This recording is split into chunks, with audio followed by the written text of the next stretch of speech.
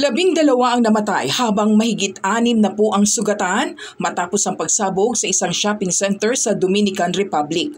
Nangyari ito sa San Cristobal Province kung saan higit 50 pa ang nawawala. Gumuho rin ang 3 gusali malapit sa shopping center dahil sa insidente. Pumalo sa 30 ang nasawi matapos ang sunog sa isang gasolinahan sa Russia. Nagsimula ang apoy sa isang auto repair shop at kumalat sa katabing gasolinahan.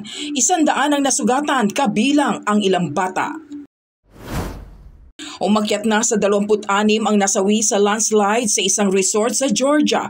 Patuloy ang search and rescue para mahanap ang 7 individual na nawawala.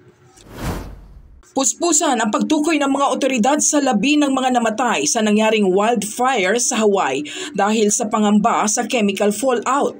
Matatanda ang aabot sa 100 ang bilang ng nasawi at inaasahang madaragdagan pa.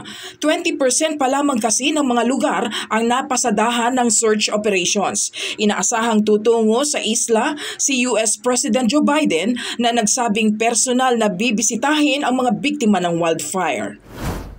Umalma si dating US President Donald Trump sa panibagong kaso na isinampa ng Georgia Grand Jury laban sa kanya, kaugnay ng umano'y tangkanyang pagbaligtad sa resulta ng 2020 elections. Sa isang post, tinawag niya itong witch hunt na pamumulitika lamang anya. Una nang naungkat ang umano'y pagtawag ni Trump sa isang election officer para hanapan siya ng boto at baliktarin ang kanyang pagkatalo sa Georgia. Ito na ang ika-4 na kasong kinakaharap ni Trump.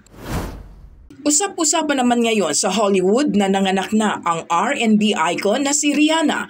Second baby na ito ng American rapper na si A$AP Rocky. Matunog ang balita na babae ang baby number 2 ni Riri.